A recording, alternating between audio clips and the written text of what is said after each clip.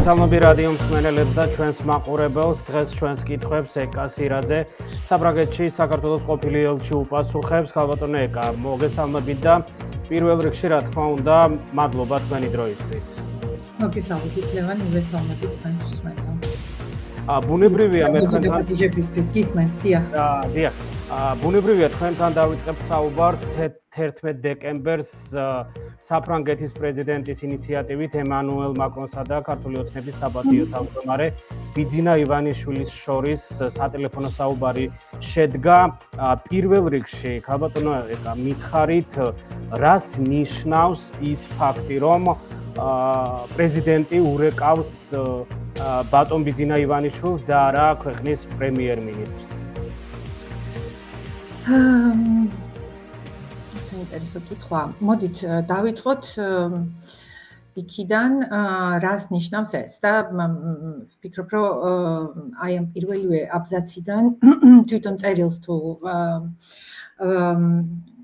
გავშიფრავთ და ალბათ ყველა საინტერესო იქნება და უფრო სწორი იქნება, რომ აი კომუნიკე გავშიფროთ, რომელიც თავად ელისემ გაავრცელა, იმიტომ რომ მე სწორედ ამ კომუნიკეზე მაქვს ვეყრდნობი და მის ანალიზს უფრო გთავაზობთ, ვიდრე ის თუ როგორ იქნა იგი თარგმნილი შემდეგ უკვე სხვადასხვა მედია საშუალებების მიერ.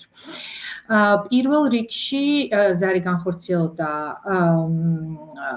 საპატიო თავმჯდომარესთან, ბატონ ბიძინა ივანიშვილთან და არ განხორციელებულა პრემიერთან და ან პარლამენტის თავმჯდომარესთან. ეს ნიშნავს იმას, რომ ემანუელ მაკრონი და საფრანგეთს არც უღიარებიათ არჩევნები და შესაბამისად მთავრობა, რომელიც დღეს არის დე-ფაქტოა ამ შემთხვევაში, იმიტომ რომ მე არ მახსენდება ოფიციალური მოლოცვის წერილი მოსული იყო საფრანგეთიდან და რადგან ოფიციალური მოლოცვის წერილი არ არის მოსული საფრანგეთიდან, რადგანაც არ არის აღიარება არც შიდა სადამკვირვებლო ორგანიზაციებიდან და არც გარე სადამკვირვებლო ორგანიზაციებიდან არჩევნების შედეგებისა, შესაბამისად ლოგიკურია, მე თუ მკითხავთ, რომ მაკრონს საფრანგეთის პრეზიდენტს არ დაერეკა ამ შემთხვევაში არ აღიარებული, მისთვის და მისი მთავრობისთვის არ აღიარებული სტრუქტურების ხელმძღვანელებთან, ყოველ შემთხვევაში აი ეგრეთ წოდებულ პრემიერთან ალბათ კორექტული იქნება, რომ ესე ვთქვა, უფრო და პარლამენტის თავმჯდომარესთან. მან დაარეკა იმ პიროვნებასთან, ვისაც ის თვლის და ეს უკვე მეორე კომპონენტია და მეორე მნიშვნელოვანი კომპონენტია, ანუ ერთი არ აღიარება ლეგიტიმურობისა და მეორე ვინ არის ამ შემთხვევაში პასუხისმგებელი და მან დაარეკა პასუხისმგებელ პიროვნებასთან, ვისაც ის თვლის, რომ არის პასუხისმგებელი ქვეყანაში მიმდინარე პროცესებისა და გადაწყვეტილებებისა. ხო? ისინი მათ ისაუბრეს ქვეყანაში საქართველოში მიმდინარე პროცესები. და ისაუბრა იმ პიროვნებასთან, ვინც იღებს გადაწყვეტილებას. ეს არის მეორე. და მესამე, ასევე აი ამავე ქმედებით მნიშვნელოვანი ჩემთვის არის ის, მიუხედავად იმისა, ოცნებამ ვთქვათ, რა გაავრცელა, რა უთხრა და როგორ უთხრა. და ისიც საინტერესოა რა უთხრა, იმიტომ რომ ანუ რა უპასუხა ბიძინა ივანიშვილმა. ბიძინა ივანიშვილს არ უთქვია ჩემთან რატომ რეკავთ. მე არა ვარ პრემიერი, მე არა ვარ პასუხისმგებელი, მე არა ვარ პოლიტიკაში.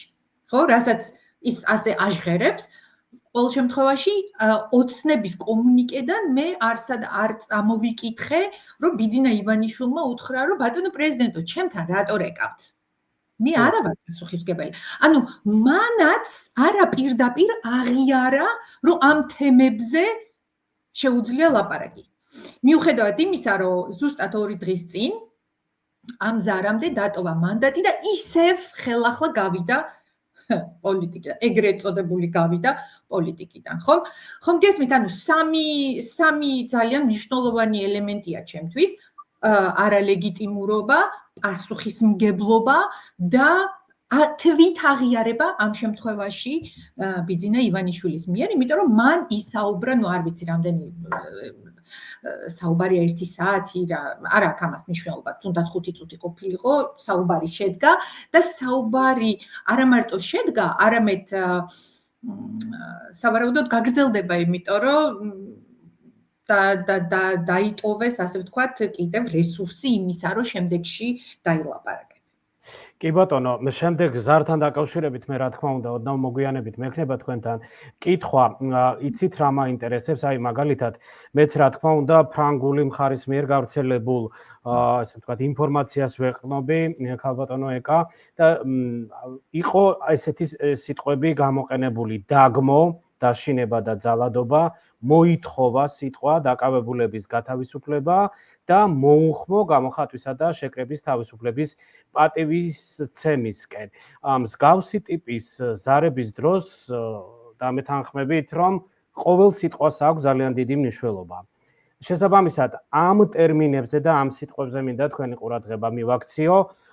ამით რა გზავნილები გაუზიარა საფრანგეთის პრეზიდენტმა ბიძინა ივანიშვილს? მე ერთხელ უკვე თქვი ინტერვიუში და აბსოლუტურად იგივეს გავიმეორებ. ეს საუბარი იმ ფორმით, რა ფორმითაც ჩვენთან მოვიდა და არ გამოვრიცხავ, რომ კიდე რაღაცა სხვა თემებზეც იყო საუბარი. ამაში დარწმუნებული არ ვარ, მაგრამ არ გამოვრიცხავ. იმ ფორმით, როდესაც ფრანგულს ვკითხულობთ, ზუსტად იგივე სიტყვები ვთარგმნე, შესატყვისი ვიპოვე მე ქართულში, რაც თქვენ ლევან. დაგმო, მოითხოვა, მოუხმო. მოითხოვა შეიძლება სთხოვაც იყოს, რა თქმა უნდა, ამ შემთხვევაში, თუმცა კონტექსტიდან გამომდინარე, აი თვითონ აბზაცის კონტექსტიდან გამომდინარე, ჩემთვის ეს უფრო არის მოითხოვა, ვიდრე სთხოვა. როგორც წესი და ფრანგებში პროტოკოლი, ფრანგების მოგონილია პროტოკოლი მოგეხსენება და მათთვის ის თუ რა სიტყვას გააჟღერებს შეხვედრაზე, ორმხრივზე თუ მრავალმხრივზე დიპლომატი ან მაღალი თანამდებობის პირი ძალიან დიდი მნიშვნელობა აქვს და ძალიან დიდი დატვირთვა აქვს. ეს ხალხი არის პროფესიონალი სიტყვებს შორის და ფრაზებს შორის საუბრის და ძალიან საინტერესოა, რომ აი სწორედ აი ამ კომუნიკეტი, რომელიც ელისემ გაავრცელა, ძალიან ცალსახად, არაურაზროვნად არის ასახული ის, რაც მათ უნდათ რომ ეთქვათ. ეგ რაღაც გააჟღერა ერთი და იგულისხმა მეორე არ არის. არის პირდაპირი ცალსახა არაურაზროვანი სიტყვები და დიალოგი ამ შემთხვევაში, რაც საკმაოდ ახალია ვიტყოდი და საინტერესოც არის კი, რა თქმა უნდა, იმიტომ რომ კაფიოა და რბილი ენა არ არის გამოყენებული. კი ბატონო, ასევე მაინტერესებს, ანუ იქ არის საუბარი, რომ მომავალში შედგება კომუნიკაცია. დაიტოვეს ეს შესაძლებლობა კი ბოლოში. დაიტოვეს შესაძლებლობა. მაინტერესებს თქვენი განწყობა და მოლოდინები როგორი არის და ფრთხილი, მაგრამ ოპტიმისტური თუ არის ეს მოლოდინები? იცი, მე ზოგადად ხასიათით ვარ ოპტიმისტი, თორე აქამდე ალბათ თავსაც მოვიკლავთ ისეთი რაღაცები ხდება, ისეთ რაღაცებს უყურებთ, ხო? მაგრამ ის რომ დაიტოვეს ეს, ასე ვთქვათ, ხიდები იმისთვის, რომ კიდევ დაილაპარაკონ, ეს თალსახად მნიშვნელოვანია და ასეც უნდა მომხდარიყო, იმიტომ რომ ჩვენ არ გვჭირდება ქართული ოცნება იყოს იზოლაციაში, მათ უნდა ვესაუბროთ, დავარწმუნოთ და ისინი უნდა რაღაცნაირად მიხვდნენ, რომ დაინიშნოს ხელახალი არჩევნები და გამოიყვანონ ქვეყანა ამ საშინელი კრიტიკული და ესეთი საშინელი პოლიტიკური ჩიხიდან, რომელშიც შეიყვანეს. ამიტომ აუცილებელია ამ გზების დატოვება და მათი მარგინალიზება არ არის სასურველი. და თავისთავად ცხადია, მაკრონისთვისაც მნიშვნელოვანია, რომ თუ ერთხელ დარეკა კიდევ დარეკავს, სავარაუდოდ მოგეხსენებათ ბიძინა ივანიშვილს აქვს საფრანგეთის მოქალაქეობა, მას აქვს აქტივები საფრანგეთში, მას აქვს უძრავი ქონება საფრანგეთში, მისი შვილი საფრანგეთში ცხოვრობს, ერთი მე არ ვიცი იმის იქით რა საუბარი იყო, ყოველ შემთხვევაში რაღაცა ტიპის ზეწოლის მექანიზმები საფრანგეთს გააჩნია კონკრეტულად ამ პიროვნების მიმართ. არ ვიცი, არ მინდა არანაირი სპეკულირება ამ შემთხვევაში, იმიტომ რომ არასწორი იქნებოდა, მაგრამ ამის არ გაჟღერებაც არ იქნება სწორი, იმიტომ რომ ვიცით, რომ ეს პიროვნება სხვანაირად არის დაკავშირებული საფრანგეთთან და სულ სხვანაირად შეიძლება იყოს დაკავშირებული რაღაც გერმანიასთან, იტალიასთან. ხო, იქ მოქალაქეობა არ აქვს. ეხლა შეიძლება აქტივები იყოს, მაგრამ მოქალაქეობა არ აქვს. შევახსენოთ, დიახ. რადიო მაყურებელს შევახსენოთ, ბიძინა ივანიშვილი საფრანგეთის მოქალაქეა, ეს უნდა აღვნიშნოთ აუცილებლად. კი, დიახ. და გარდა ამისა, საფრანგეთის როლი თვითონ ევროკავშირში არის მნიშვნელოვანი. ეს გახლავთ ევროკავშირის ერთ-ერთი წამყვანი ქვეყანა. ნუ მესმის, რომ კრიზისშია საფრანგეთი, მასაც აქვს კრიზისული მდგომარეობა და ასე შემდეგ, მაგრამ ეს არ ნიშნავს აბსოლუტურად მისი როლის დაკნინებას ევროკავშირში, როგორც ასეთი, მისი სიტყვის დაკნინებას ევროკავშირში. ევროკავშირის, ასე ვთქვათ, სლენგს გამოვიყენებ ხო და პარადი მიყავთ გერმანია, საფრანგეთი და ნიდერლანდები, ეს სამი ქვეყანა არის ყველაზე მნიშვნელოვანი თავის, რასაც ისინი აჟღერებენ, მეტნაკლებად დანარჩენი ქვეყნები უსმენენ და ითვალისწინებენ ხოლმე და ამიტომ საფრანგეთის, ასე ვთქვათ, აი რაღაცა თითქოს არც არაფერი არ მომხდარა პრეზიდენტმა დაურეკა და ალბათ ეს არ არის მართებული პოზიციონირება ასე. და კიდევ ერთი იყო ძალიან მნიშვნელოვანი მესიჯი ჩემთვის ბოლო პარაგრაფში თუ ნახეთ, მან ასეთი პრეზიდენტმა მაკრონმა ასეთი რამ თქვა, ძალიან ვწუხვარ, რომ თქვენ აცდით ევროპულ გზას, გაკვირდებით და გიყურებთ და მე პირადად ვიქნები გარანტი, რომ ევროკავშირი შესაბამის რეაგირებას გააკეთებს იმ შემთხვევაში, თუ თქვენ იმის და შესაბამისად თუ რა გადაწყვეტილებებს მიიღებთ ქვეყანაში. ანუ რაც იმას ნიშნავდა თუ როგორ მოიქცევით, გაკვირდებით და მე ვარ გარანტი, რომ კიდევ რაღაცეები მოხდება. და ეს შეიძლება ევროკავშირის სახელით და არა მისი პირადი სახელით. შემდეგი კითხვა სწორედ აღნიშნულზე მქონდა, ქალბატონო ეკა, აქედან გამომდინარე შეიძლება ვივარაუდოთ ის, რომ თუ პროცესი მივიდა იქამდე, რომ დღის წესრიგში გააქტიურდა ბიძინა ივანიშვილის დასანქცირების საკითხი. ამ შემთხვევაში არის მოსალოდნელი საფრანგეთმა საკუთარი ქვეყნის მოქალაქის წინააღმდეგ მხარი დაუჭიროს სანქციის ამოქმედებას. რატომაც არა. ვფიქრობ კი, კანონმდებლობაში უნდა ჩავიხედო და მართალი გითხრათ, კანონმდებლობითი არ მგონია აქ რაღაცა ლაფსუსი იყოს.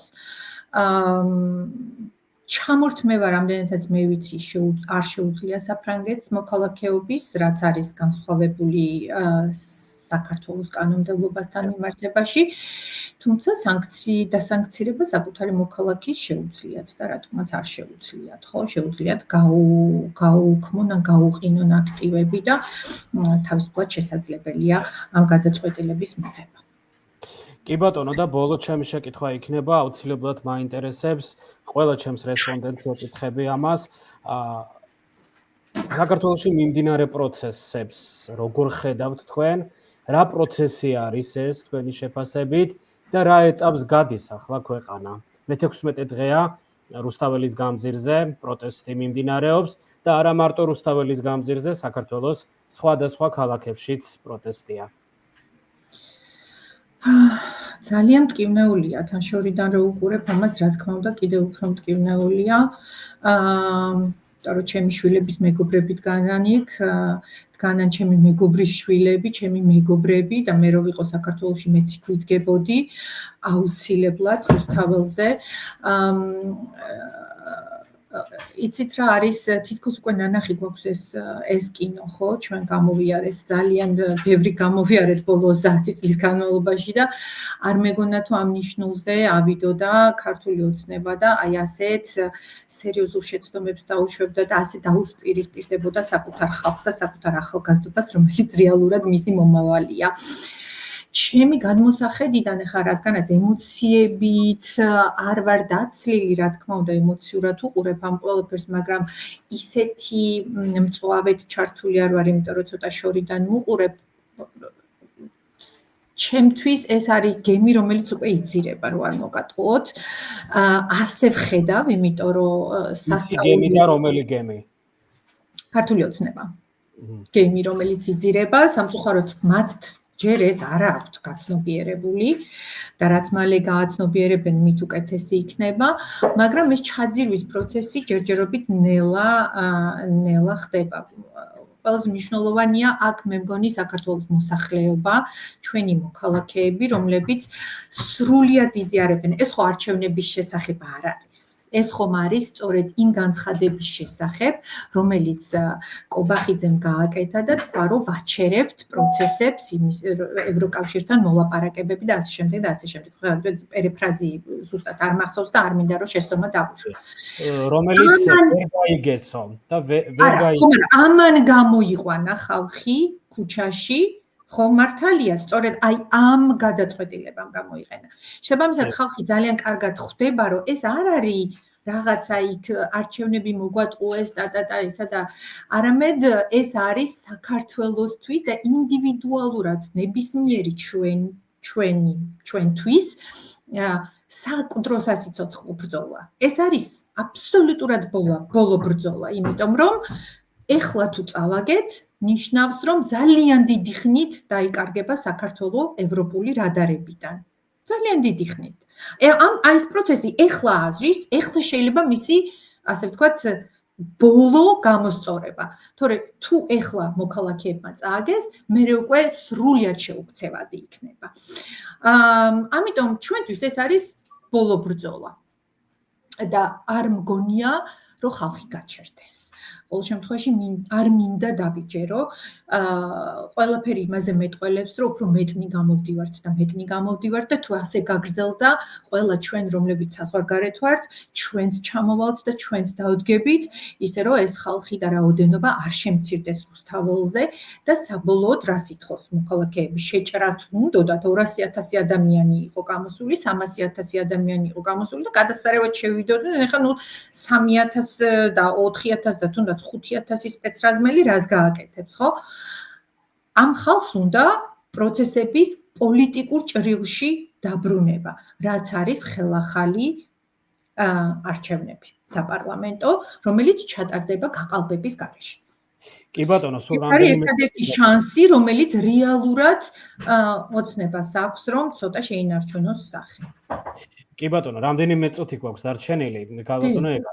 და ამიტომ მინდა დაგისვათ შემდეგი კითხვა, საერთაშორისო პარტნიორების როლზე მინდა კითხოთ ამ პროცესებზე, რა როლი აქვთ მათ და რამდენად შეუძლიათ ქართული ქართულ ოცნებაზე ზეწოლა მოახდინონ იმისათვის, რომ როგორც თქვენ ამბობთ, ამ სიტუაციას განმოხტავს ახალი არჩევნების დანიშვნა. საერთაშორისო პარტნიორების როლზე მაინტერესებს თქვენი. საერთაშორისო პარტნიორები ეს ევროპული ქვეყნები, ისინი რომელიც ევროპული ადამიანის უფლებები არის მათი ღირებულებები, რასაც ხედავენ, მოგეხსენებათ ეს წამება, სახში შევარდნები, ცემა, დაპატიმრებული ადამიანების, თან სახეში რტყმა ბავშვების და რაღაცა სასწაულები, რომელიც მათივე ომბუდსმენმა დააკვალიფიცირა როგორც წამება, ეს არის ყველაზე საშინელი, რაზეც აპელირებს მთელი საერთაშორისო საზოგადოება, ხომ? არ ვიცი, ერთადერთი ალბათ პუტინია და შეიძლება ბაშარ ალ-ასადი იყოს, რომელიც ტაშს დაუკრავს ოცნებას იმის გამო, რასაც ისინი აკეთებენ, ხოლო დანარჩენი არავინ აბსოლუტურად დადებითად არ აფასებს იმას, რასაც ისინი აკეთებენ საქართველოს მომავლის მიმართ, ჩვენი ახალგაზრდების მიმართ. და ეს კიდე რა შედეგებს გამოიტანს მე ეს ცემები და ეს მთელი თავში რტყმები და ისინი კიდე არ ვიცით. წარმოგიდგენიათ, რომ ასახიჩრებენ შეიძლება ბავშვებს მთელი ცხოვრების მანძილზე. ამიტომ მათი ზეწოლა ეს თუ გაგრძელდება აუცილებლად. მე ყოველ შემთხვევაში მინდა ვიფიქრო, რომ გაგრძელდება, იმიტომ რომ შეუძლებელია ამაზე თვალის დახუჭვა, მიუხედავად ეს იმის ფონზე, რომ ხალხი გამოდის და ძალიან მშვიდობიანად ითხოვს. და ამ ხალხის რაოდენობა არ მცირდება, გესმით? ამიტომ მე ვფიქრობ, რომ იგნორირებას თუ გაუკეთებენ ამ ცემის ფაქტებს, ვერ გაუკეთებენ იგნორირებას იმას, რომ სხვა ქალაქებში, ხა თქვენ საქართველოს ქალაქებზე საუბრობთ, მე ევროპის ქალაქებზე შემიძლია გესაუბროთ, ხო? ყოველ კვირას საფრანგეთში გვაქვს აქციები, ბერლინში ტარდება აქციები, ნებისმიერ სხვა ქალაქებში ტარდება აქციები. შეუძლებელია ეს ყველაფერი, აი ესეთი მასიური, მთლიანად მოცული პროტესტი, მოქალაქეების მშვიდობიანი პროტესტის იგნორირება, აი ამ დამსჯერი რაღაცა პოლიტიკური პარტიის მიერ ხელში ჩაგდებული, ასე ვთქვათ, ძალაუფლება, რომელსაც არ სურს პოლიტიკური კრიზისიდან გამოიყვანოს ქვეყანა და აი ესეთი ძალიან მკაფიოდ დააპირისპირა მოქალაქეები ერთმანეთს. იცით როგორ არიან, ხო, როგორ ვართ ერთმანეთს დაპირისპირებული ხოცი, ყველა რაღაც უკვე კატეგორიზაცია, რაღაცა იარლიყების მიკვრა ხდება, რაც ძალიან ცუდია, მაგრამ ეს ვისი ბრალია? ეს არის ქართული ოცნების ბრალი. გახლიჩა ქვეყანა. კი ბატონო, უღრმესი მადლობა მინდა გადაგიხადოთ იმისათვის, რომ გამონახეთ დრო და პასუხობდით. დიდი მადლობა თქვენს. მე რადიო მსმენელებს შევახსენებ ჩვენს კითხვებს პასუხობდა ეკა სირაძე საფრანგეთში საქართველოს ყოფილი ელჩი. დიდი მადლობა. მადლობ თქვენ.